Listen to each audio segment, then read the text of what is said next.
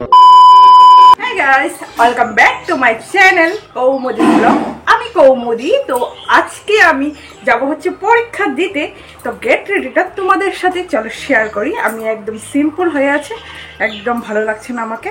তো gate রেডিটা share করি, তারপরে যাব কলেজে, কারণ আজকে পরীক্ষা। আজকে হচ্ছে এমএ থার্ড সেমের পরীক্ষা। চলো তাহলে গেট রেডিটা করে নেই।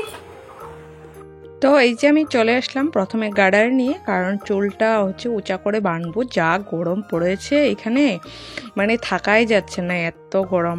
আর আমার কলেজটা হচ্ছে বাড়ির থেকে যেতে মানে 1.5 ঘন্টা লাগে স্কুটি করে গেলে। তো আমি আর সঙ্গীতা স্কুটি করে যাব। সঙ্গীতাকে বলেছি আমি রেডি হয়ে থাকতে, রাস্তায় থাকতে বলেছি।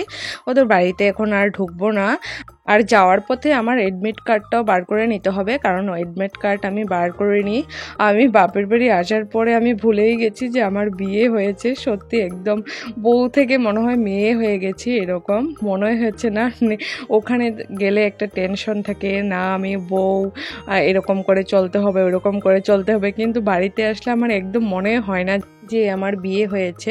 আর প্রত্যেকবার পরীক্ষার সময় মা আমার জন্য আলু সিদ্ধ বা ডিম সিদ্ধ রান্না করতো।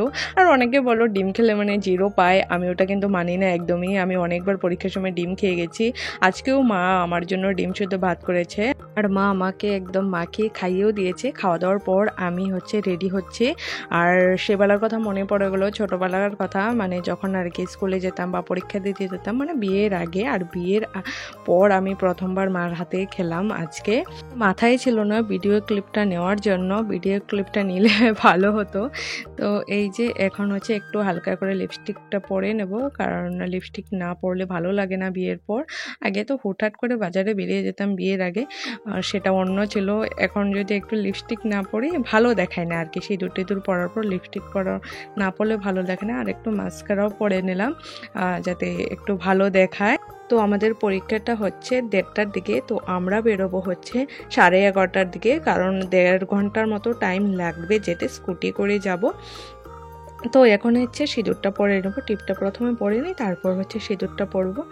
আর একটা কথা মনে পড়ে গেলো, মারা যখন আমি বড় বড় পরীক্ষা দিতাম, মানে যেরকম মেট্রিক, হায়ার সেকেন্ডারি, এরকম বিএ পরীক্ষা দিয়েছি, তখন মা আমাকে মানে দই খাইয়ে দিত বা দইয়ের ফুটো দিত, তাহলে নাকি পরীক্ষা ভালো হয়। মানে মায়েদের একটা বিশ্বাস, আস্থা থাকে না, সেটার জন্য করতে হয়তো। অনেক সময় মা তো চিনির জলও খাইয়ে দিত। চিনির জল খেলে নাকি মানে শুভ কাজ ভালো হয় আর কি, সেটা মা বিশ্বাস করে।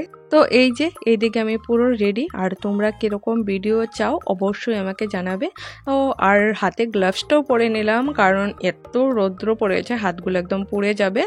তো এই যে ব্যাগ নিয়ে আসবো, তোমাদেরকে দেখাবো। এই যে দেখো আমাকে কেমন লাগছে অবশ্যই কিন্তু জানিও।